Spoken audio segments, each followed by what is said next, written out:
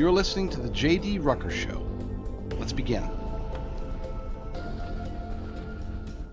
Hello, my friends, and welcome to a special Sunday edition of the JD Rucker Show live. We're doing something obviously very different today. We've done a little bit of this in the past, but never quite like this. We're going to be going behind the scenes at the Liberty Daily. And as a matter of fact, I need to go ahead and, now that the show's live, I can go ahead and do a couple of things. First and foremost, I always have to remember to do this. I have to get my X post, whatever, pinned to the top. It seems to help to get, and we don't do very well on X, I'll admit. For an account that used to be so strong, and it was. I did have a very, very strong account back in the days when I used to care. I just got so sick of X when it was Twitter. You know, this is before Elon Musk, before I got sick of the censorship. I got sick of wondering, is this it? Is this the one that gets me, is this the post that gets me banned? Or how long is my suspension going to be? I think it went about 8 months at one point without even logging in.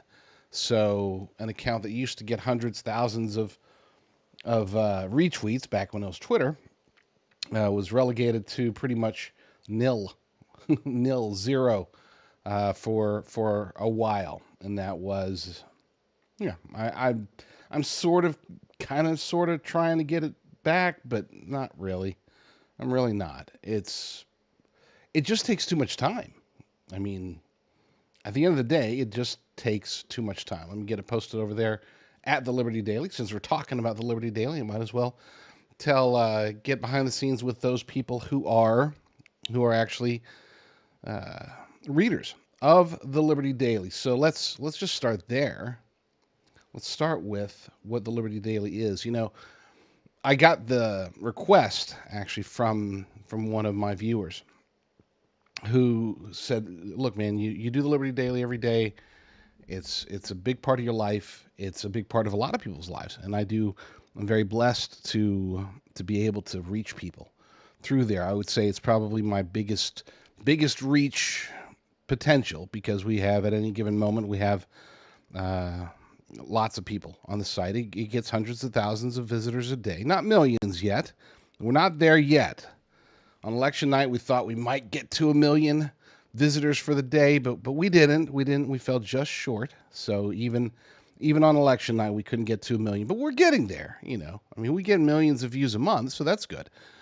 We're very blessed to have that, and I am the editor-in-chief over there with a small team that fills in usually during the day, Monday through Friday. Then I work nights and overnight, and then on the weekends, I am pretty much nonstop. I take naps. Otherwise, I am on the site constantly throughout the entire day. From Friday night until Monday morning, I am napping until I'm here doing this, and just taking brief naps. So, but we're going to go behind the scenes. I'm going to work the Liberty Daily. It's at a point to where I'm in good shape, and the person that the request came from, a viewer who's also a fan of the Liberty Daily, and she said, look, you do this, why don't you go behind the scenes, show what you do, but do it at a time when you're not stressed out. And she had noted that the past times when I've tried to do this, I do it, and I do it out of necessity. It's like my show goes live Monday through Friday, 9 p.m. Pacific. And this is during my Liberty Daily shift. So generally speaking, when I've done it in the past, it's because I needed to keep working, but I also needed to do my show. So it's like, hey guys, I'm going to bring you to work and do it like that. She said, pick a time, probably on a weekend, when you're caught up, you're ahead. You've got your feeds are pretty clear. You got the front page looking good. And then that way you can go through the process, because people apparently, and I appreciate this, people are interested in what we do and how we do, because we're not on feeds. I want to be clear about that. The Liberty Daily does not operate off of feeds. We have feeds that we read, but every single story, 100% of them, are hand curated, hand picked. Like, we go through and we read every single, pardon me, every single stinking headline that comes across from over, now we're well over 300 sources that we pull from. We read every headline that's posted on those sites every single day. It comes to, depending upon how busy it is, and weekends it might be 1,500 or so headlines. Weekdays, especially Mondays and Tuesdays, it could be 2,500, even 3,000 headlines that we have to read through. And then once we find headlines that seem interesting, then we have to, at the very least, scan through the articles, sometimes read the entire articles, watch the videos. We post a lot of videos there as well. And so it becomes, it's a big job. Not big as in like, oh, I'm super important. Big as in, it's a lot of work. It really is a lot of work. People often ask me, are you the owner of the site? I am not. I don't own the site. I am just the editor. I run the site. I control it. But actually, Matthew Burke, who launched it in 2016 and has ran it pretty much by himself 24/7 for a long time until we had met prior to, well, during the 2016 election. We had met virtually, and we started talking, and he knew that I had experience with content curation in the past, and he's like, I've tried to hire people. It never works out. It's just hard to find people out there that have, number one, the ideological purity, okay? I mean, we're ideologically pure as far as we're concerned. Obviously, other people might think that we're not, but as far as we're concerned, ideology, we got that nailed, okay? America first, faith-driven. Nobody's what's the word for it? Nobody gets a free pass. So I don't care. As much as we adamantly support Donald Trump, if he does wrong, we post it. Period. If whoever, pick somebody, Ron Paul does wrong, we post it. Of course, generally speaking, he's right. Generally speaking, President Trump's right, or JD Vance, or whoever, pick one. Ron Johnson. Whatever. You get the idea. So they have to be ideologically pure. They have to have a recognition of content, because sometimes, and I will tell you, it is challenging sometimes to find stories that truly appeal to the masses. We've gotten good at it, obviously, over the years, but there are still times every day where I'm shocked, absolutely shocked, to find that, wow, that's an amazing oddity about the hundreds of thousands of people that visit the site every day. So many people really liked this particular story, or so many people really liked that topic, or vice versa. There are times when I put up a story and think, this is going to kill it, and then nobody clicks on it. I'm like, did I screw up the headline? Was it just not interesting? Was I wrong? That still happens. It happens a lot less now than it did 2-3 years ago, just because of experience. I'll give you an example of some weird oddities that happen with the audience. There's one celebrity, okay? One celebrity, and if you want to try to go into the chat and guess who that is, you feel free to. I'm going to try to watch the chat today, just in case there are any questions. But number one, we don't get a whole lot of chats.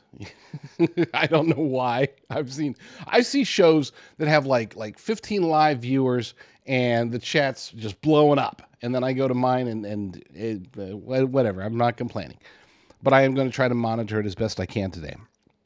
But there's one particular celebrity, star, who I don't care what this celebrity does. If I post a story about them from any source, it could be pretty much any headline, and the story is going to blow up 100% of the time. Like it's almost a hack. It's like, wow, So I'll leave that out there. I'll give you just a couple hints. Number one, it's an actor. It's a male actor. Number two, he's a conservative. That should be enough to figure out for whatever reason, this particular actor, if we post a story, if he does something, we post a story about him, it blows up. One of the top stories of the day, every time. Weird stuff. If you are new to the channel, please be sure to subscribe. And to like. Those thumbs up do definitely help, whether you're watching on Rumble, X, Getter, BitChute. Yes, we're on YouTube even. YouTube, wherever. Go ahead and give us that that good old thumbs up. It does help with the algorithm, so they say. I actually have a story. I'm not going to be running it today, but there's a story, an important story about quote unquote algorithms, and it came from what's his name, Jack Dorsey, former founder and former CEO of X, and he was talking about how basically algorithms drive everything, including us, and yeah. Um, our best bet, instead of trying to avoid algorithms, we should try to have more control over our algorithms, which I wholeheartedly disagree with, obviously. But at least he's being semi-honest about it. So, and Dorsey has been, ever since he's left Twitter, ever since Elon Musk bought it, he's actually been a bit more open. Yeah, it's not, well, a lot more open, but he seems as if he's not some radical, unhinged guy. He is. I want to be clear. He hasn't changed. He is a radical, unhinged guy, but he doesn't seem like it as much. It's almost as if now that he's free of Twitter, he's able to just be normal and not have to focus on the day to day. And I would love that, by the way. We have become, as a society, far too hyper political, and I would argue that it's dividing us, and not in the obvious ways. There's the Democrat versus Republican, right versus left. There's that division. But the real part that scares me the most about that division is the fact that far too few people on both sides of the aisle, left and right, doesn't matter, far too few people realize that it's not about Democrat versus Republican. It's not about left versus right. It's not even about nationalist versus globalist. It really is about us versus them, and them being the powers that be. The people that are, just because, for example, Barack Obama, he treats Democrats completely differently than he treats Republicans. But here's the thing. He doesn't care about Democrats any less than or any more than he cares about Republicans. All they care about, when I say they, is them, the global elite cabal, the powers that be, the New World Order, whatever you want to call them. The only thing they truly care about is themselves, and it's completely outside of political ideology. They use it as a weapon, and they want to divide us in a way. So I'm not suggesting, oh my gosh, go out and become a leftist. That's not what I'm saying by any means. What I'm saying is that there are leftists who we could completely disagree with on everything political, everything cultural, but that who can and should still be our friends and allies when it comes to opposing them, the people that think they're above us. Again, the elites. That really is the battle, and the only reason that they are able to maintain their power, it's not just because they have a lot of money, it's not just because they already have their secret meetings and they're embedded and they've got control over this, that, or the other. The real reason that they're able to hold on to that power, to hold on to that money, to hold on to that influence, is because they got us, your Republicans, going up against Democrats, conservatives going up against leftists, nationalists going up against globalists, white versus black, whatever. They want us divided. When I was a kid, I'm talking like not like a child, but when I was younger, I mean, there wasn't this division at all. Democrats, Republicans, we could talk, we could hang out. I actually went on a date. Okay, it was kind of weird, but it wasn't a great date. But the point was we could go out. I went on a date as I was at the time I was vice president of Young Conservatives, and she was the president of Young Democrats, and we actually went out on a date, and nothing happened. It was very awkward and very weird. Good food though. We did have good food. So yeah, so that is that. So let me pull up. The screen is going to look very weird today, just because I want you guys to get a bird's eye view of what I do when I'm a poet without even knowing it. Let me figure out how to do that first before I see. Boom. All right, so you should see me down there. No, wherever. I'm here. You can see me down the bottom, and you should be able to see thelibertydaily.com. This is the home page. This is, if anybody who's ever been to Drudge Report, this looks very, very, very familiar. It's a Drudge clone. And again, I don't own the site. Look, the only thing I would change, I love Matthew Burke. I think he's brilliant. He's given me this opportunity. I praise God for Matthew Burke and Jennifer Burke, his wife. They do this, or did this together. The only thing I would change if I ever bought the site is I would no longer look like Drudge. I know it makes sense, sort of, because that's what people are used to. Tens of millions, hundreds of millions of people back in Drudge's glory days before he went off the deep end. This is what they're used to. I don't care. I think it's ugly. Okay, not the Liberty Daily. I mean, I think that the style of Drudge Report is challenging. We'll just put it like that. That's the only thing I would change. Otherwise, everything would be the same. because Matthew and I are extraordinarily like-minded. And here's the funny part. I say that, but if I ever did buy it, I almost guarantee I wouldn't change it because again, this is what people want. You guys want these headlines, and we break it down into three sections, right? So up at the very top, we've got headlines anywhere from 10 to 20 at any given point. Not headlines, sorry, top stories. These are top stories. They're in chronological order. So when a story is big, we put it up there. When a story is really big, we put it below that, but with big letters, big images, and these are called the headlines. And as a matter of fact, I need to find some new headlines because we want to keep those headlines up for however long they need to be up. Sometimes it'll be up for a couple of hours. Sometimes it'll be up for, we've had headlines that will last for the entire day. If it's a big story. I remember when Kyle Rittenhouse, just so happened that when Kyle Rittenhouse's verdict came in, we didn't have anything else going on. I mean, there was nothing else happening that day. That headline ended up staying up there for probably 12, 14 hours. That was the story. So we've got the top section, then we got the headline section, and usually anywhere from 1 to 3, maybe 4 sometimes, depending upon the stories. And then we have what are called the columns, column 1, column 2, column 3. And because of the way that mobile works, and approximately half our audience is on mobile, because of the way the mobile works, column 1, we try to put the more important stories. Column 2 is the second most important. Column 3 is the third most important. Now, that's not to say that column 3, they're not bad stories. But like, for example, I had a story earlier today for when the final field of 41 set for Daytona 500, when that was out there, it was nice. It was important to know, except then once Daytona started, there was no need to keep that story up there, so I pushed it over to column 3.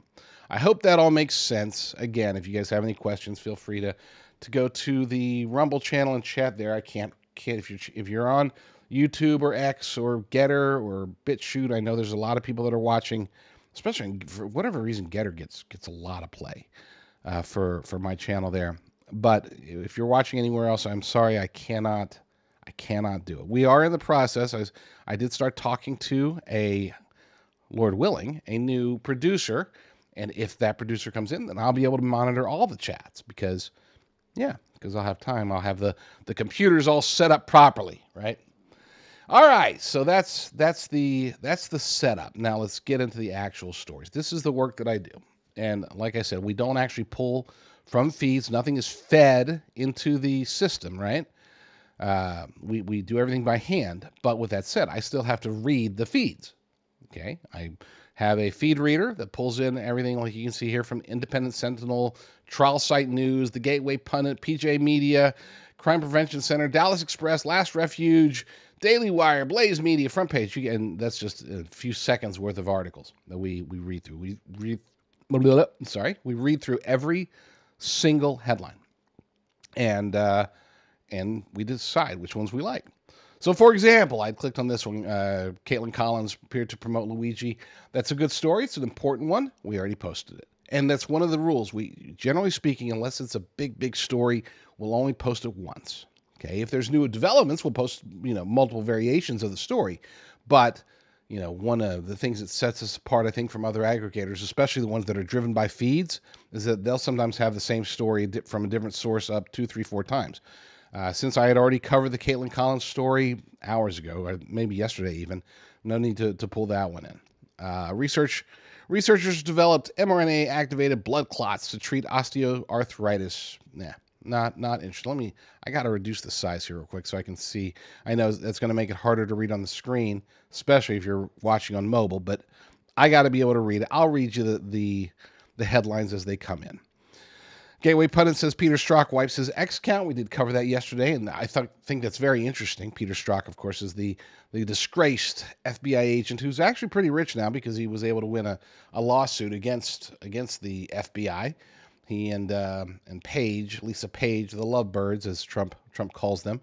But he completely wiped out his X account. Now that's different from deleting. He did not delete his X account. He just took all of his old posts and remove them. Now, I'm sure they're captured. Somebody has them. It's the internet. It's forever. But as of now, if you go to his X account, it is nothing there. It's just empty. PJ Media says, here's why the left is trying to drive a wedge between Trump and Musk. I think we already know the answer to that, but let's see what they say. This is Matt Margolis over there at PJ Media. Says, in a surprise... Oh, I forget. They always do this to me. I'm going to have to do this I'm going to have to move this to a different browser because for whatever reason, I cannot get PJ Media to get unblocked. I mean, I do unblock the ads. Obviously, you're seeing an ad right there, but their little ad blocker thing that says you're blocking ads, it's like if you've ever seen, what's it called? If you've ever seen the original RoboCop, you know? And when they're demonstrating that the whatever SUX 5000 or whatever it is, the big bad guy robot, you know, they give the gun to the guy and he's like, okay, you know, and the robot walks in, you know, please drop the firearm. You have 20 seconds to comply. And they're like, oh, haha, funny. And he drops the firearm. And then the robot says, you have 15 seconds to comply. And it's like, what? I dropped it. Oh my gosh, I don't understand. What can I do now? And then he ends up getting blown away. Spoiler alert. Sorry, I was a little bit late on that one. But yeah, I can't, for whatever reason, PJ Media, even though there's literally an ad on, oh, you can't see it because I got my Chiron there, but I can see it. There's an ad on there. And even though it's displaying the ad, it tells me that I'm using an ad blocker, even though I've disabled it. So I'm going to have to skip that story. I'm not going to skip it. I'm just going to move it over the side, and I will check it out later. Crime Prevention Center on the Larry Elder Show, blah, blah, blah, not that big of a deal. Dallas Express, COVID Crusader cites cost of being labeled dangerous by the Texas Medical Board. If this is about Mary Talley Bowden, it is. All right, one of my favorites, and I have interviewed her on this show before. It says, COVID Crusader cites cost of being labeled dangerous by the Texas Medical Board. There is a cost defending yourself against the medical board, and it is far from cheap. Dr. Mary Talley Bowden, an ENT in Houston, told the Texas Senate Finance Committee on Thursday that she has spent $260,000 in legal fees and other costs, such as open records fees, to defend herself in the Texas Medical Board's case. The TMB filed a case against her for attempting to treat a COVID-infected Tarrant County Sheriff's deputy during the pandemic. Oh my gosh. And I remember she came on my show approximately, it was right after she got fired, but, and she'd already started her new practice, but it was about 2 weeks before this incident happened. So I was a little bit late, but still. Point is, and Bowden's case is now in its third year, and the board's attorneys have asked the administrative court for several continuances. They are really trying to destroy her. We are going to post this one, so I'm going to grab that headline. And this is what we do. I'm going to grab that headline. I'm going to pop it over here into, you can't see this part. You only get to see you get to see it on that end. You don't get to see what I'm doing actually in the back end. And it's just for screen space. Otherwise, you wouldn't be able to see it anyway. If I tried to put all the screens up or bounce back and forth between the screens, it would look really, really weird. So first and foremost, I'll tell you what I'm doing. We are reducing. We're not calling it COVID with all caps. It's just a scare tactic. I know it's technically what it is, but we like to call it in lowercase. COVID lowercase. Just, a little psychology, I guess. Cites costs of being labeled dangerous by the Texas Medical Board. Yes, they do. So we're going to take that one, and I'm going to pop that up on the top. If you're following live, by the way, on the Liberty Daily, you'll notice that it's not going to be in real time because the stories do get cached, right? But for me, since I don't get cached, oh, you know what? I will get cached. That's right. I'm going to get cached too because I am in a different browser. I'm not logged in. So here in a second, maybe a couple of minutes, that story will be popped up right up there at the very top. And one of the things that we do try to mix in videos, right? You'll notice that. And here's a video here. We like to label videos because we know sometimes people either don't want to see videos, so they'll skip them, or they definitely want to see videos, so they'll find them. Either way, we want to label the videos. So we got a video there, and then 2 stories, video, 2 stories, video, 2 stories. I think you get the point. That's how we handle the top section. And I have a video that we're about to post up there. And I'm going to go ahead and get it posted, but I'm going to play it for you first so you actually get to see the video that we're going to post to thelibertydaily.com. You're going to see it live on the JD Rucker Show before we even post it. Imagine that. Vaccines are the one medical product that is exempt from pre-licensing safety studies. So I sued HHS a few years ago in 2018, and I said, show us one study, one pre-licensing study of any of the vaccines that are now, the 72 vaccines that are now mandated for children on the childhood schedule. And after a year of sandbagging, HHS came to the courthouse and handed us a letter and saying, yeah, there are no studies.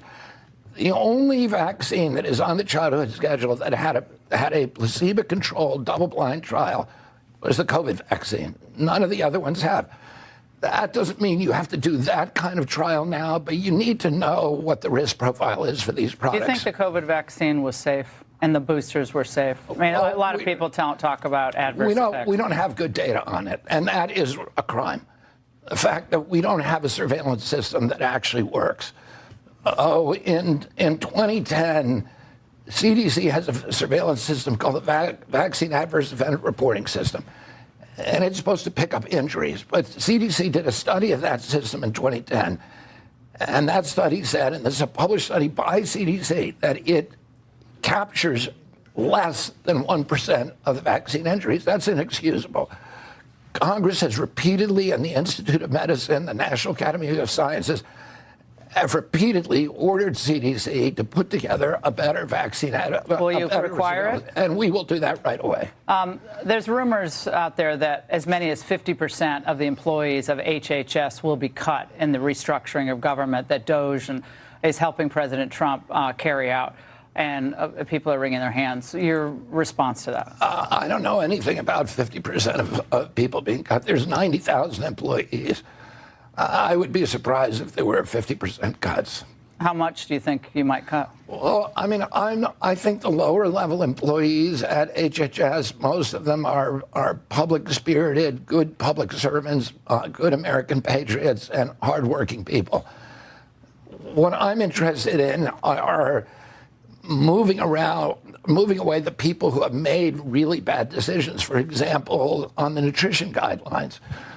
People who have, there's people at NIH that were involved in the amyloid plaque scandals that derailed Alzheimer's treatment for 20 years. It's all corruption. Those kind of people need to be moved. Do you have a list of people that you already know need to be removed and quickly? I have a list in my head, and we have a generic list of the kind of people that, if you've been involved in good science, you got nothing to worry about. If you care about public health, you got nothing to worry about. If you're in there working for the pharmaceutical industry, then I'd say you should move out and work for the pharmaceutical industry. Oh, why not? Just make it official. Today, Senator Pete Ricketts said that you'd follow the science on marijuana's harms, which are increasingly documented. There have been 2 recent studies saying that pot causes psychosis, one from Canada, one even covered by the New York Times, multiple pieces actually in the Times. It increases the chances of death. Are you concerned about the normalization of high THC marijuana, especially among our young people, and what might you do about it? Yeah, I am worried about it. And, I've been in recovery for 42 years. I go to 12-step meetings, Laura, every day. And so I hear stories all the time of people, of the impacts of marijuana on people and really catastrophic impacts on them. That worry also has to be balanced about, the impacts that we had before. The 25 states now have legalized marijuana. But we had about a third of our prison population that was in jail because of marijuana offenses. That's something we don't want either. We have, because of the legalization of recreational marijuana in 25 states, we have now a capacity to really study it and to compare it to states. Studies look bad. Right, and we need to do studies. We need to figure out, and then we need to implement policies to address. Anti-abortion or pro-life people and pro-abortion people are debating about what y'all are going to do with the abortifacient drugs that some would say haven't been studied enough, especially among young people. They're over the counter. Biden loosened the restrictions on them. What will you do on that issue? President Trump hasn't made a decision about that issue yet. Study it more? What he's asked me to do is study the safety and study the safety signals. And I think that that's worth doing. During the Biden administration, the NIH did something that was inexcusable, which is to tell doctors and patients not to report injuries, and that's not a good that's not a good policy. Mr. Secretary, who can bench press more, Hegseth or you? I would say Pete can probably. I've had shoulder surgeries on both shoulders, so. Maybe we'll have to find out. That's what I'm saying. And everything's good with there's a lot of family dissension, but you have a message to everyone out there who has mixed political families. Yeah, I mean, listen, I love my family. I was raised in a milieu where we criticized each other and where we debated, but at the same time, we could love each other. And I can only wish the same thing for our country. We ought to be able to disagree with each other and not hate each other. Still love each other. That's what we're called to do. Yeah. Congratulations. We really look forward to seeing. I'll admit I'm happy for him. I really am. I'm happy that he's able to do something that he feels is going to be beneficial for America. I'm not as excited. I'll admit I'm not as excited as I was when it was first announced, because I get the feeling that he's going to play by certain rules. Political rules. Now, I could be wrong, but I don't know. Just the way that he handles himself, the way that he talks, he's sounding a lot more like a politician than he was before. Okay, that's all. I don't want to throw any. I know that he's going to do a fantastic job at certain things, especially going after big food and big ag. I'm just not sure if he's going to go after big pharma as much as I would like for him to. He'll prove me wrong, I hope. I hope he'll also won't prove me wrong, because I've been defending him and saying, hey, I know that his stance on abortion is not what we want, but Lord willing, he's going to stick with the program, the Republican conservative program, on that particular issue. As a matter of fact, I mean, if it was me, I'm kind of a radical in that regard. I want all abortions across the board, no matter what band. I know.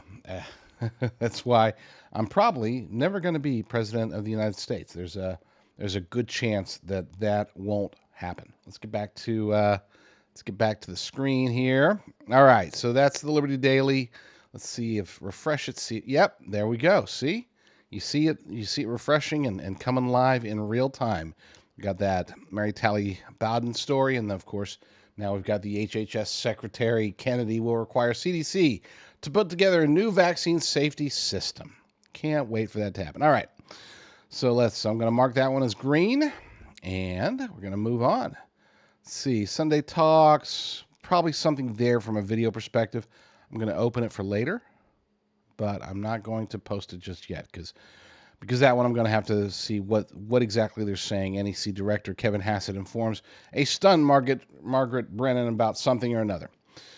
Blaze Media post, Vibe Shift Christians must seize this cultural moment. That sounds interesting, so I'm going to get that one open. Front page news top, Trump administration officials to head to Saudi Arabia. We've already covered that. Marco Rubio is going to be leading that charge, and that should be pretty fun. We'll see how that goes. He's done a great job so far, and that's another one where if I'm a little concerned about RFK Jr., I've been pleasantly surprised by Marco Rubio. He's doing a heck of a lot better job as Secretary of State than he ever did as a U.S. Senator. Not the B reports fireman gets a private concert after a string quartet follows their GPS to the wrong location. That sounds funny. That sounds interesting. I'm going to go ahead and we'll get that one posted here in a second. Let's see. U.S. News. That's the Epoch Times. U.S. approves Texas Gulf Link deepwater port for exporting crude oil. Boring. Citizen-free press stuff. Headlines begin at 3 p.m. He's very good. Kane's very good at announcing when his stuff is going to go out there. President attends Daytona. We posted that hours ago. Woman loses both hands when she tries to take a selfie with a shark. That sounds interesting, but I'm not going to post it because I'm not interested in a woman losing her stuff. Her hands. Michael Knowles faces 25 LGBT activists on Surrounded. Daily Wire is doing a good job, better job than they were before, but they're still I can't do it. I appreciate what they try to do. They try to kind of walk the line, toe the line, so to speak, so they can keep their Facebook traffic going. I just can't do it. All right. Human wet blanket Neil deGrasse Tyson says an asteroid might hit Earth, so we can't stop funding science. Boring. Taking away everything we have. Democrats and unions. I already posted that one. Trump interviewed.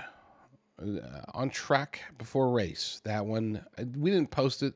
It was, it wasn't even. The only interesting part, if you haven't seen that video, you can see it because his granddaughter's there. She's very well behaved. Call me, maybe I'm getting old, but I took note. Oh, that granddaughter is very well behaved. Doing a good job, Pawpaw. Dance comedian post video from inside now. Not interested. Air Force One. Trump tells pilot to execute flyover. We did post that one already. That was very epic. Just the news. Rubio says long ways to go in peace talks with Russia over ending Ukraine war. That's an obvious one. We'll pass on that. Yeah, and if you couldn't tell, we post anywhere from, say, 120 on a slow day up to 200 articles. We're taking about maybe 10% of the articles. Most stories don't make it. They just don't make the cut. Christian Post, let's see, I'm just going to scan those. No need to read them because they generally have, you have to really find the gems on the Christian Post because they post a lot of stories that are either old or just not very interesting. Daily Wire again. Zelensky says, I will never accept any decision. We got that post on the homepage. As a matter of fact, at the very top, that's one of our headlines. So it reminds me, I need to find a new headline very soon. Trump declares war on American appliances is over. That is an older story that comes. Who's got this posted? Conservative firing line, and they do. They do a pretty good job of finding these stories and resurfacing them. They do a lot of republished stories, which there's nothing wrong with that. I'm not opposed to that because as long as they're doing it with sources that allow it.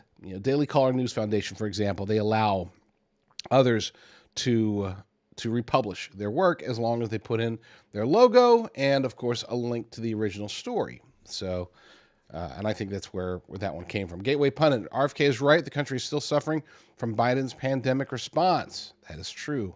And we are going to go ahead and post that one. Gentlemen, start your engines, blah, blah, blah. Air Force One flies over Zelensky. We believe, yep, we already got that. Woman drops lawsuit accusing Diddy and Jay-Z of rape. Boring, because that's one woman, and I assure you that there are others that aren't going to drop their lawsuits because they're legit. Team USA channels Miracle Movie in post-game celebration after fight-filled victory over Canada. If you didn't see that, it was very interesting. Not very interesting. It was a little interesting. Yeah, So the Canadian fans up there, they booed during the Star Spangled Banner They booed, and then literally 1 second, as soon as the puck drops, the first fight starts. And then 2 seconds later, after that fight's over, the next fight starts. And then at the 9-second point, the third fight starts. They had 3 fights in the first 9 seconds of the game. The U.S. ended up winning, of course, because we're awesome. Trump administration removes over 300 DHS employees in workforce purge. Yep. We've got that one covered. Confused GOP. This is coming from Tim Kaine over at Breitbart. Democrat. Confused GOP lawmakers have hard time. Blah, blah, blah. Senator Shaheen, bipartisan group. Skip. Associated Press refuses to use golf. Yep, skip. We've already covered that ad nauseum. And if you want to see break down the story, because they're saying, well, we're going based on history. Historically, it's Gulf of Mexico, so blah blah blah. Except then Cheryl Atkinson, she posted multiple times when the Associated Press did not go with history. They went with the name change instantaneously. So they're hypocrites. The only reason that they are denying this name change is because it's President Trump that did it. They are partisan legacy media hacks. Palisades residents fume as FEMA refuses to test soil after fire. That is a story that we will look at for sure. Late Lincoln Park rocker Chester Bennington's 22-year-old son comes out as transgender. Nope. Stephen A. Smith takes stance on trans athletes amid rumored political aspirations. He's, and I know he's a Democrat. I know that, and sometimes he's radical, but he's one of the rational radicals, I call them, And that's not to say they're always rational. Bill Maher will occasionally say things that are rational, even though he's a radical, right? John Fetterman, Michael Rappaport. There's a lot of these people on the left that they're still Democrats. They're still leftists. But every now and then they say things that are accurate. They're again, it's not that they're any less partisan, but they're just honest, and they recognize when their own party, when their own ideology is failing miserably. Catastrophic levee failure leads to severe flooding in Reeves, Tennessee. I don't know where that is, but we'll check that one out just in case. Might be a story that we post. And that's from End Times Headlines. They do a great job over there. Burning platform. Let's see. Anything good there? Oh, no.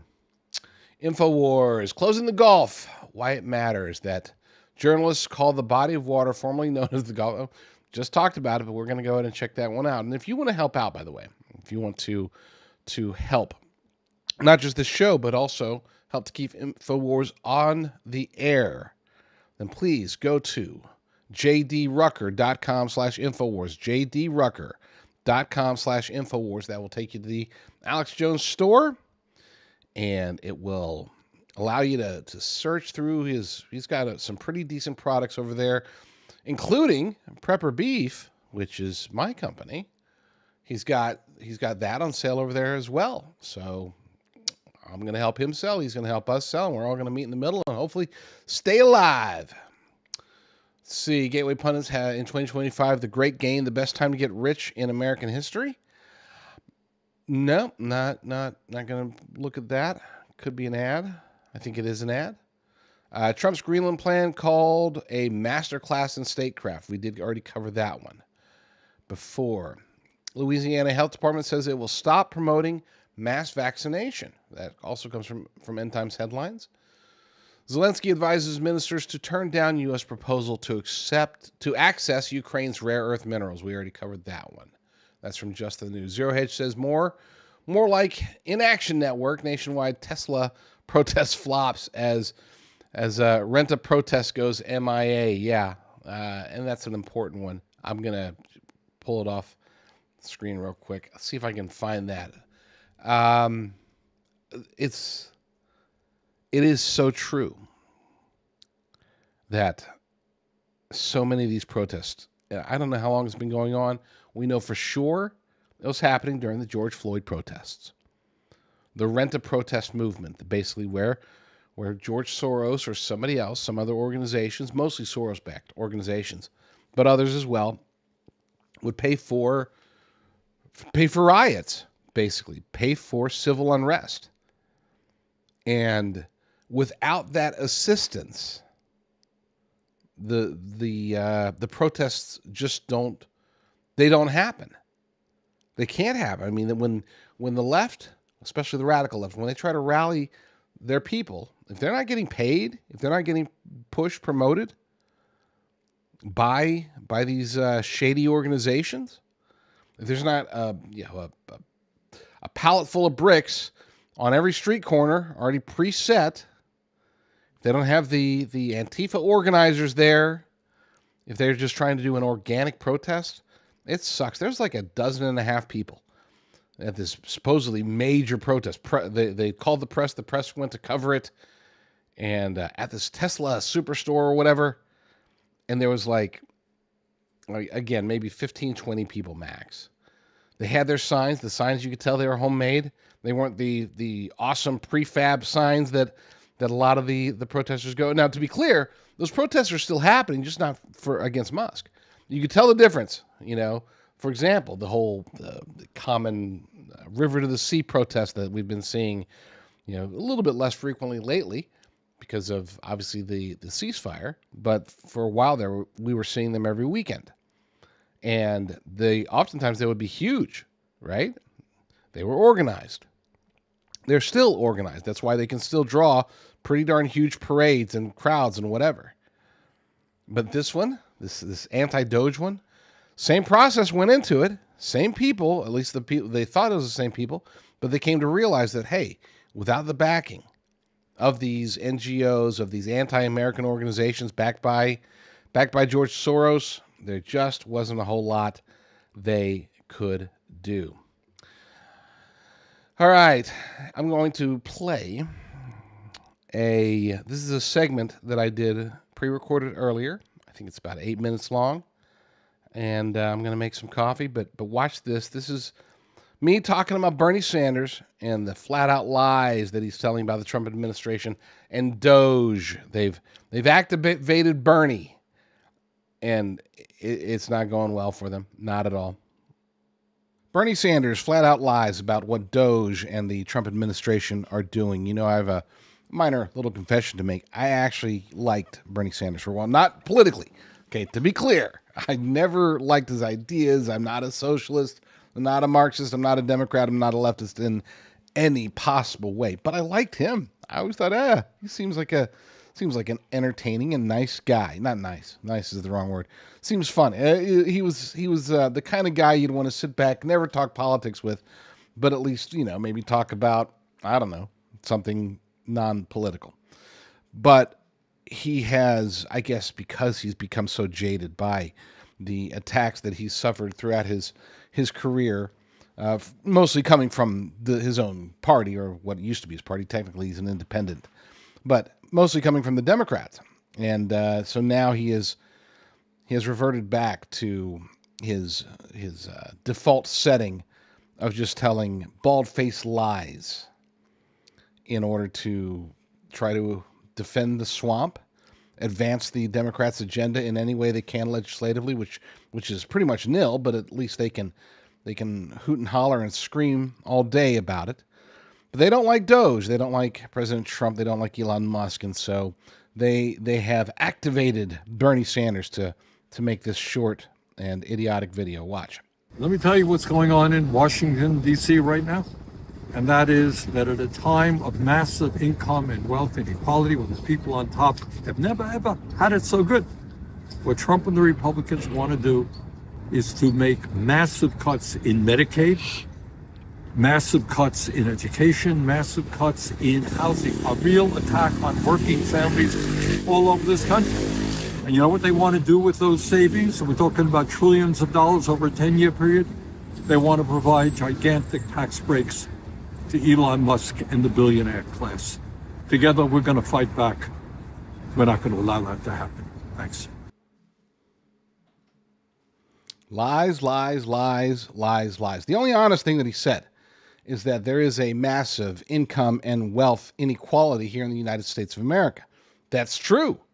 And it's a direct result of 4 years of Democrat policies.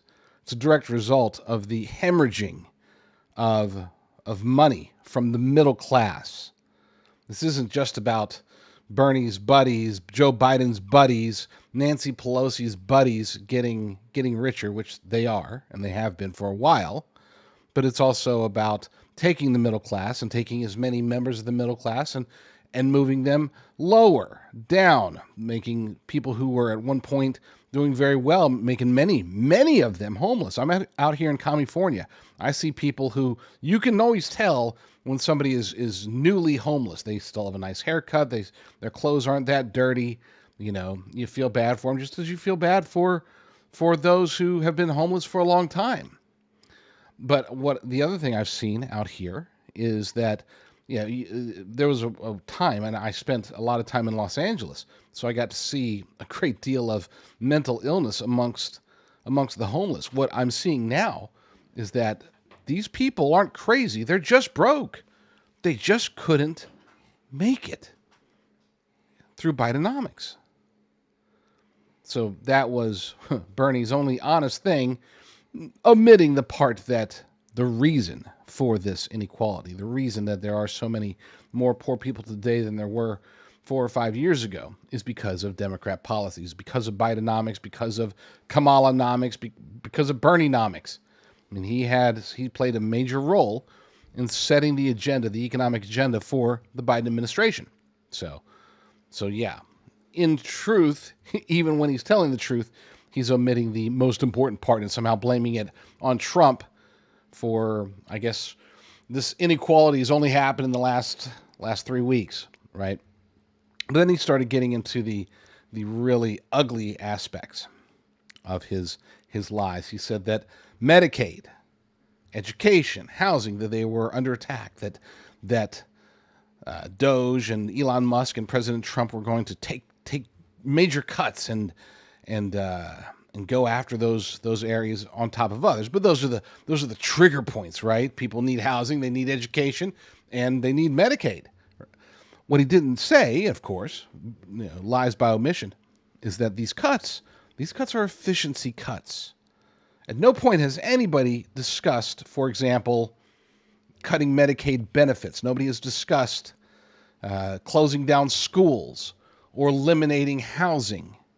No, we're talking about taking a gargantuan, a massive workforce, much of which is just not necessary, and saving the American taxpayers money. Now, then he told his next big whopper. He said that the money saved, the trillions of dollars over 10 years, that it was going to be used to cut taxes, massive tax breaks for Elon Musk and the billionaire class. This is where he goes back. He's harkening back, I guess, to his 2016 presidential run, 2020 presidential run, where he had to try to be the most radical leftist of all the Democrats. That was his shtick. He would have won either, by the way. Both of those primaries, he would have won because the Democrat Party embraces. Democrat voters love that kind of stuff. Love this kind of talk about, we're going to stick it to Elon Musk and we're going to stick it to the billionaires. He knows that it works. That's why he keeps repeating it. He would have won had he not been cheated by the Democrat Party. But hey, those are discussions for another day. Point is that it's not true. Not in the least bit. Ever since 2018, ever since the last major GOP tax cuts, the discussion has always been surrounding how do we cut taxes for the middle class. And people often say, well, what about poor people? Well, generally speaking, they're not paying taxes anyway. Okay? They're getting tax refunds. If they're not making a certain amount of money, they're getting tax refunds at the end of the year. If they are making a certain amount of money, they're paying taxes. If they're making a certain larger amount of money, they're paying more in taxes, right? That's the idea of this stupid, but we're stuck with it for now, progressive tax system that we have with our income. With that said, no, Bernie's wrong. These tax cuts, they're going to be universal. That's true. There are going to be billionaires that benefit from this once we start really saving money, get the tariffs ramped up, get the government costs down.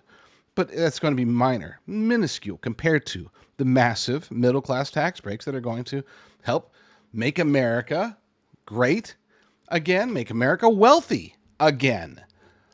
Take people that have been dropped down in their financial status and lift them back up. That's the idea of these cuts. But they don't want that. It's not just the Democrats. It's the uniparty swamp that doesn't want that. And they're activating Bernie Sanders. They're sending out all their congressmen, their senators. They're, of course, engaging in massive, the most massive lawfare campaigns that we've ever seen as a nation, that have ever occurred in the history of the planet. We are seeing it engaged in the last 2 or 3 weeks.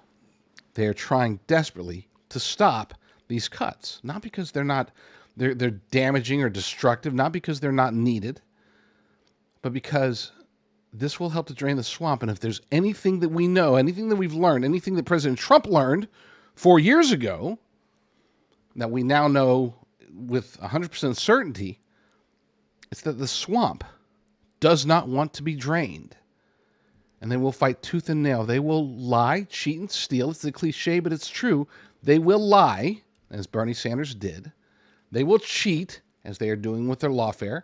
And they will steal anything they can. Steal elections, steal money, steal voters, steal whatever.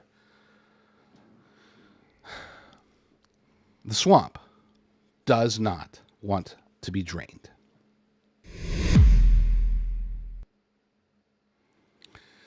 Bernie. Don't say his name 3 times. That'll make him reappear from the dead. So they say, while on break, I was able to get all the stories up on the Liberty Daily, trying to figure out the best way to do this, because I know that it can get really boring watching me work, but some of these stories are definitely worth talking about. So I'm going to we'll do it like that, because I've got to get a video up here in a second, so I'm going to play for you that video. But first, this story is going to go, I think we can put this as a headline. Post-Millennial reports Philadelphia investigators urge DOJ to open corruption probe. We are going to change the headline because that headline's pretty boring, but the story's not. Anybody who's not familiar with this particular case, this is a bombshell, and it keeps getting buried. It's a bombshell that gets buried. It's been a bombshell for the past 14 years, and it just keeps getting buried. So if you're not familiar with the story, you are about to be. The 2011 death of Ellen Greenberg, private investigator for the Greenberg's family, is urging President Donald Trump's Justice Department to launch an investigation into Philadelphia, because this corruption, and it really should be into the state, because now you've got Democrat Governor Josh Shapiro, who's knee deep in this. I mean, he was involved with this case. So let's get into it. Growing calls for a corruption probe into Philadelphia have emerged following the suspicious death of Ellen Greenberg, a teacher who was found dead with 20 stab wounds in 2011. 20 stab wounds, but her death was initially ruled a suicide. I don't know about you. I don't know a whole lot of people that commit suicide by stabbing themselves 20 times. I've never heard of that, except for, apparently, for Ellen Greenberg. It obviously was not. It's not a suicide. It never was. This was a homicide. She was murdered, and her murderer is out there. The real question we have to ask is why? Why do they do everything they could, including, again, at the time, Attorney General Josh Shapiro, who's now the governor of Pennsylvania? Why do they work so hard to cover this up? Because it wasn't just the initial lie. The initial lie, okay, great. They lied. But then they pushed it and pushed it. It's like, not only did they lie, but they engaged in the textbook definition of gaslighting. It's definitely not a suicide, and you're an idiot it's definitely not a homicide. It's just a suicide, and you're stupid and evil if you think that this lady didn't stab herself 20 times. You must be one of those right-wing conspiracy theorists. I mean, it's clear as day. Tom Brennan, a former Pennsylvania state trooper and the private investigator for Greenberg's family, is urging President Donald Trump's Justice Department to launch an investigation into Philadelphia. Brennan also criticized Pennsylvania Governor Josh Shapiro for his handling of the case. Dr. Marlon Osborne, a former member Sorry. Too long of a break. A former member of the Philadelphia Medical Examiner's Office originally ruled Greensburg's death a homicide, but changed it to a suicide days later after a closed-door meeting with police. And I'm sure that meeting did include Josh Shapiro. The details of that meeting have never been made public, and the attorney for Greenberg's parents said no records were provided regarding who from the police department participated or what was discussed. Brennan argued that the secret meeting alone warranted a corruption probe. Greenberg's parents have long pushed for a new investigation. Philadelphia District Attorney Larry Krasner, a Soros-backed district attorney, by the way, cited a conflict of interest due to a past attorney-client relationship with the family and sent the case to the state attorney general's office, which is led at the time, it was led by Shapiro. Brennan's stated that Shapiro's office failed to make meaningful action in the case for years. This is Brennan talking to Fox News. Don't tell me about corruption in Philadelphia. These people are foul. They are really foul. Last week, Shapiro commented on the case, saying his office's investigation pointed toward a suicide. However, in 2022, an independent journalist released a video alleging that Shapiro had a clear conflict of interest in the case because Greenberg's fiance's family was among his campaign donors. Stop and think about that for a second. And let's put this together, okay? Former Attorney General, now Governor, Josh Shapiro. The fiance of a lady who was stabbed 20 times. His family were big donors to Josh Shapiro. They end up ruling it a suicide. Because with a suicide, there's no need to ask questions. There's no need to look for suspects. There's no need to look for anything. It can get buried, and they've been trying to keep it buried for nearly 15 years. And it's time for Pam Bondi and maybe even Kash Patel to get involved and figure out what exactly happened. Talk to the fiance, talk to the fiance's families. I know it's cold case, 15 years, right? Look in the files, see if they shredded everything. Talk to the police. Certainly not every single cop who was involved in this case, certainly not every single one of them is so evil, so corrupt, that they would let this woman's murder go unpunished. They would deny justice being served for the sake of political expediency. Now, I'm not going to accuse anybody of anything. I'm not even going to accuse Josh Shapiro, as much as I'd love to, because I don't have the facts. All I have are the circumstances. Circumstantial evidence clearly shows that he's involved. All of these people are involved. So let's put that one as a headline, just because I am fired up, ready to go. I'm going to put you all on mute for a brief second while I send a message to my loving family.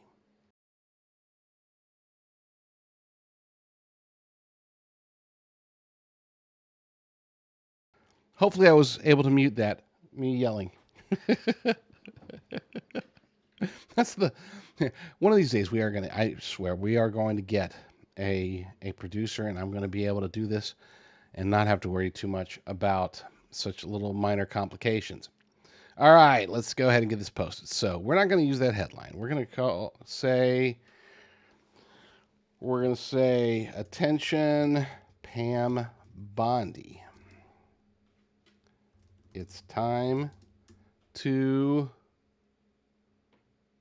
find out who's to blame for Ellen Greenberg's murder and the cover-up. That will be the headline. Now I've got to find a picture. And again, I'm glad that I explained in the title that this is going to be behind the scenes, because some of the things Some things are boring, like me looking for pictures. That can't make for good podcasting, right? But yeah, we're gonna go with it. And there is, oh my gosh, have you ever seen? Let's see if we can put that up on the screen here. There we go. So you guys can see what I'm seeing here. That is Ellen Greenberg, and apparently, I would assume, Ellen Greenberg's fiance.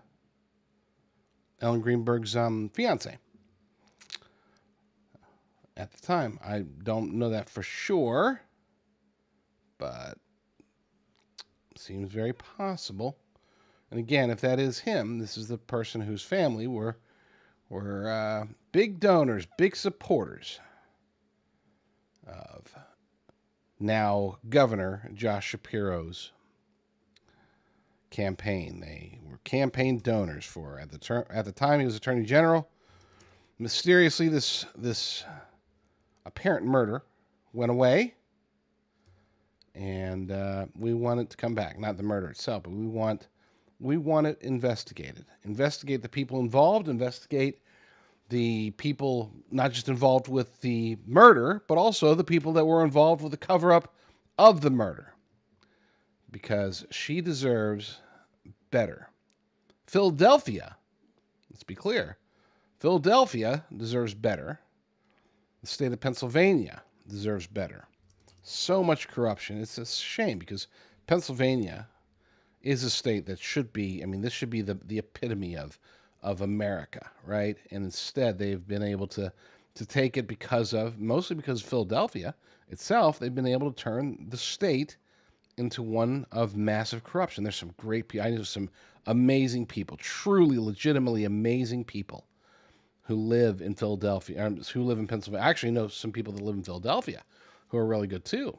I have taken my tour from really good people in Philly, and I've been there 3 or 4 times, probably spent a total of 10 days. And never was it a long enough story or a long enough stay. But yeah, I got to go back to the story real quick. Stand by, sorry. Let's see, get some details about it. But this is how we cook it. This is how we make the secret sauce for the Liberty Daily. Find a story that needs to be in it. And I'm a big fan of need. There's two ways that you can look at stories, right? Some stories you put up there because you know it's what the people want. It's sort of like that old Family Guy pizza place skit. It's what the people want.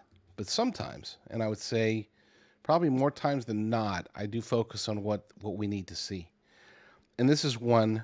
Ooh, wrong one. Oh my gosh, I almost see, that's what I get for trying to do 2 things at once. Almost posted the wrong story. That would have been not so funny. Let's see here. Get that categorized, featured story, boom.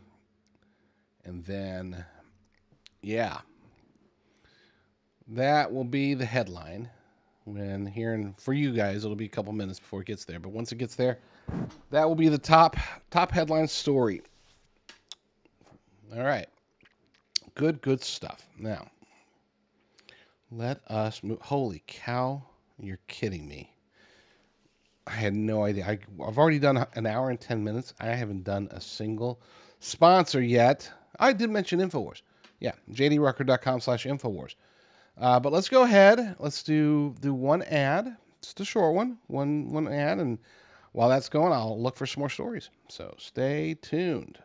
I'm Jonathan Rose, CEO of Genesis Gold Group. As Americans, we work hard every day to provide for our families and ensure their future. But with the uncertainty facing our economy, it is more important than ever to safeguard your wealth and protect your retirement savings. Educated investors look to safe haven assets to shield themselves from the economic storm. Tangible assets like gold and silver can provide stability, security, and most importantly, peace of mind. In 1997, the Taxpayer Relief Act allowed American Americans to hold physical precious metals like gold and silver in their IRAs for the first time. Today, Genesis Gold Group helps our clients transfer existing IRAs, 401ks, and other retirement accounts into physical gold and silver, tax and penalty free. With thousands of satisfied clients, 5-star reviews, and fully accredited with the Better Business Bureau, our experienced team is here to help you navigate the process, start to finish. Now is the time to educate yourself on the importance of a diversified portfolio,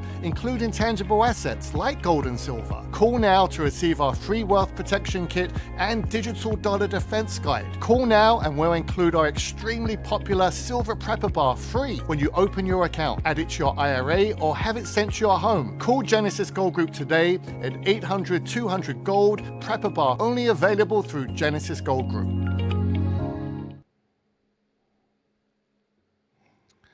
All right, let's see what other stories we got here. Rumblegold.com. Rumblegold.com. All right, let's pull up some stories here. Let's see. Citizen Free Press, boo our national anthem and you will pay the price. That, of course, happened. That happened. Hockey, big fight. Big loss for Canada, big win for the United States. Town Hall, major left-wing outlet accused of twisting J.D. Vance's words. Let's see who that is. Which major outlet? Wall Street Journal. Yeah, this is actually a story from a few days ago. And they're doing that ad blocker thing again. Oh, well. We've covered this a bit, but I've already covered this one, but now there's a new wrinkle to it. So we're going to cover this one. Senator Rand Paul calls for first Fort Knox gold audit in 50 years. It was 1974, the last time they audited Fort Knox. And there was gold in there, by the way, at least from what they could see. I've seen the videos. There was gold. We don't know if there's just gold now. He taps Elon Musk's Doge for verification. FOIA request shows 7 out of 13 previous audits reportedly missing. Weird. Senator Rand Paul has called for a long overdue audit of the U.S. gold reserves at Fort Knox, something that hasn't happened in nearly 50 years. The demand comes as concerns grow over whether the 4,580 tons of U.S. gold supposedly stored in Fort Knox still exist, or if bureaucrats in the Federal Reserve have been engaging in financial sleight of hand behind closed doors.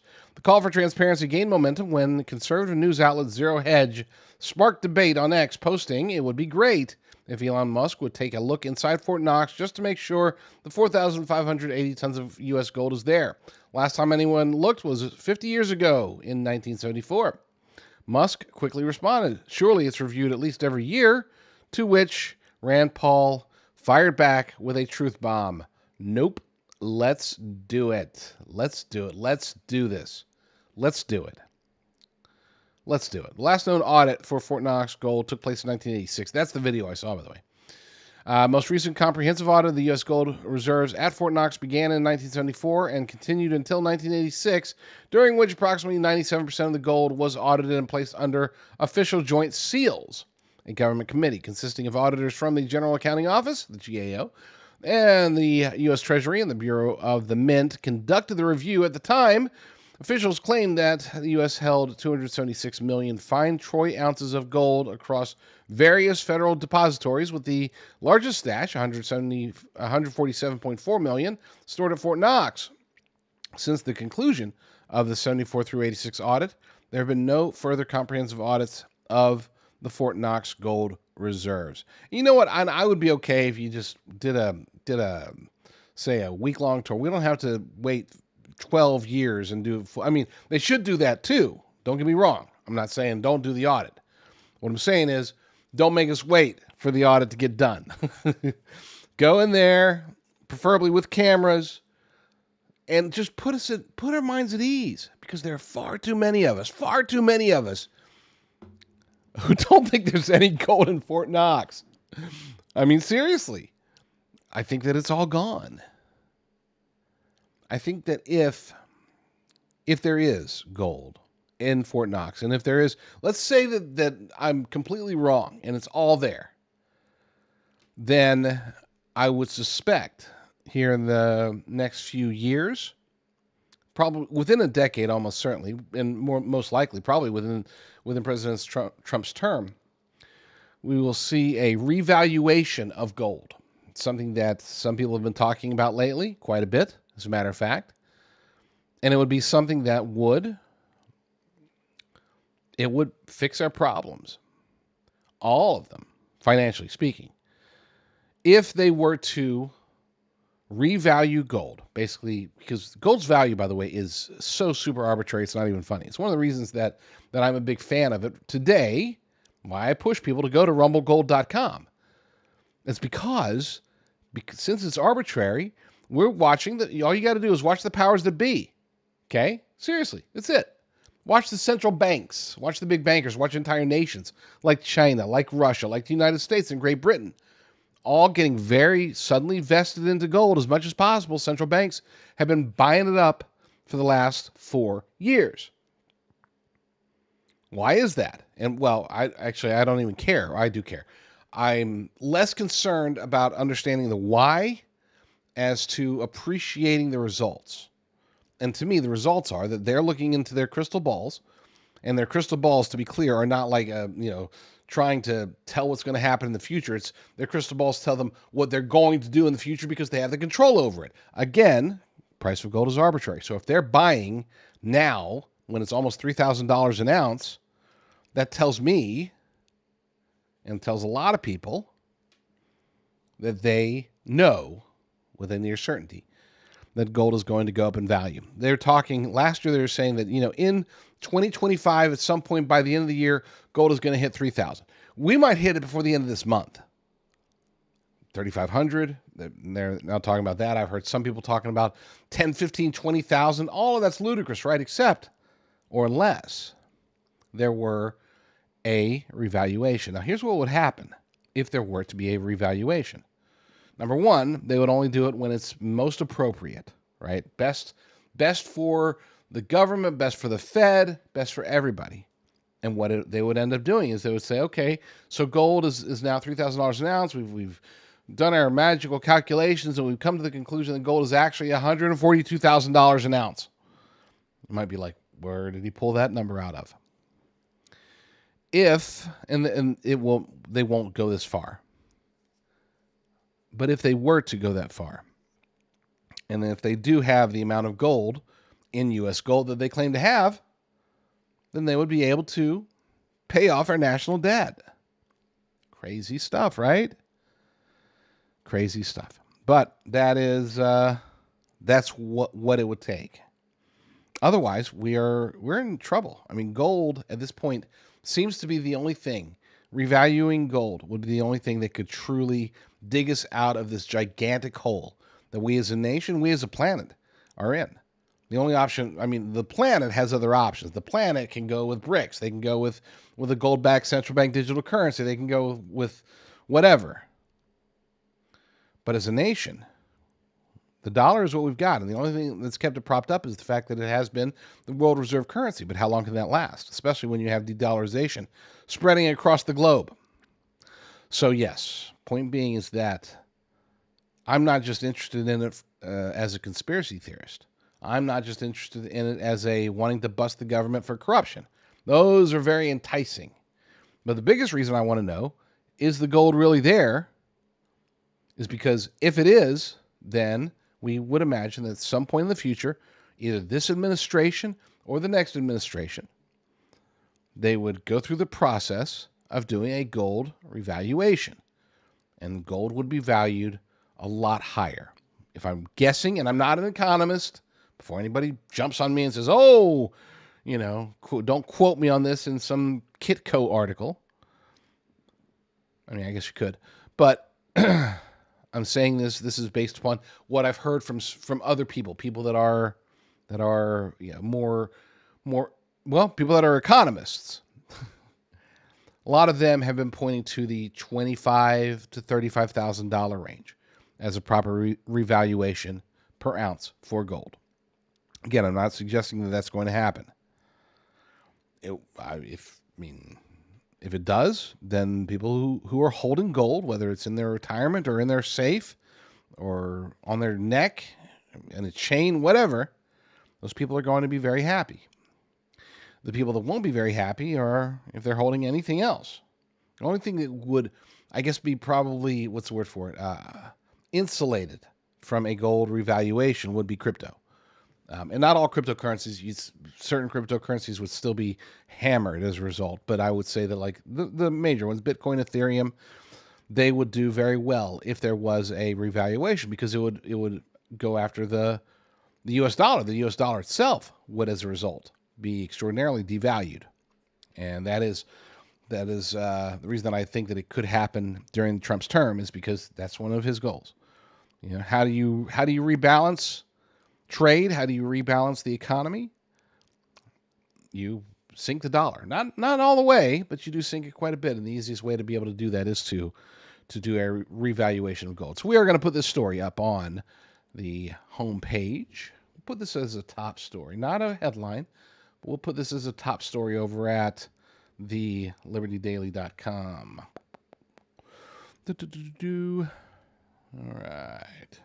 Top. Well, we're going to make this one red because this is an important story. All righty. Good stuff there. Let's see. Let me make sure. I'm trying to work and talk at the same time. You know what? And I did wrong. I messed it up. Did I? Hold on.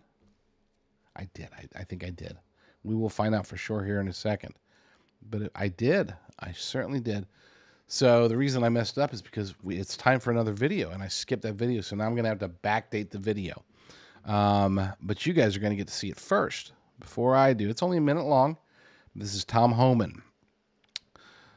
Tom Homan, he is talking about operational changes. You know, we've seen some amazing stuff at the border. I posted a story earlier, I think it was either earlier today or yesterday, about how they're actually closing down one of the migrant centers in San Diego, Super Sanctuary City, San Diego, as they voted for last year. They're closing down one of the migrant centers because nobody's coming. Nobody. I mean, like literally nobody is coming to the facility right now. And so there's no point of having it. So they're shutting it down. So yes, the message has been sent. It's crystal clear. The border invasion needs to end. If you come here, if you're a criminal illegal alien, you're going to get deported. So don't come. And if you're already here, leave. That's kind of the message that's being sent. Unfortunately, both Tom Homan, border czar, and, well, I shouldn't say unfortunately, both Tom Homan and the border czar and President Donald J. Trump have not been satisfied with the number of deportations. Even though the numbers are good, they think they can be much, much, much higher. And we will soon see if that is the case. I think it will be. But let's go ahead. Oh, I already messed up the headline over there. Sad. Let's go ahead and pull up that video. Just a minute. It's just a minute long. Here we go. Well, we got to remember the interior arrest conducted by ICE in the interior of the United States is 2.5 times higher than it were a year ago during the Biden administration. So ICE is doing a great job. I'm not happy with the numbers because we got a lot of criminals to find. So what we're talking about right now, we're increasing the number of teams, increase the targeting, the division of ICE that creates a target list of, finding who these people are, what their criminal history is, and where we're most likely to find him. We got to increase the targeting production. So we're doing that now. We're increasing the targeting. We're increasing the teams out there in the field. And finally, I'll be honest with you, sanctuary cities are causing us a lot of work. And rather than arresting a bad guy in Rikers Island, we have to go to the neighborhood and find people that don't want to be found. And it's hard because rather than one man arresting one bad guy in a jail, we got to send a whole team to the field to find somebody that doesn't want to be found. And so it's hard work, but we're not giving up. We're coming. Again, the numbers are a lot higher than the Biden administration, but we got to do more. And I've been real clear on that. And that's why we're making the operational changes now that I've requested. Good on him. Good on him. Let me, been doing too much talking, not enough paying attention. Let me make sure I got all these stories right, because I just don't want to mess any of them up. So let's see what we got here. There's one in particular I was looking for. I just want to make sure that I didn't do it wrong. Let's see. That's not it. Weird. All right. I'm going to assume that it's correct, and we're going to go from there. But hopefully, you guys have gotten a pretty good idea of what we do and how we do it over at thelibertydaily.com. If you have any questions, I'm going to go ahead and check chat just in case. I know I said I wasn't going to be looking at chat, but might as well look. Yep, no questions yet. If you have any questions, please hit me up in the chat. If you're new to the channel, please subscribe. This is the JD Rucker Show's channel, not the Liberty Daily's channel. So if you're subscribed to the Liberty Daily, awesome. Okay, number one. The Rumble channel for the Liberty Daily. But number two, this is a different channel. So even if you're watching it, for example, at thelibertydaily.com, make sure that you click on the button to go to the channel and subscribe. Give me a thumbs up. I would love that a lot.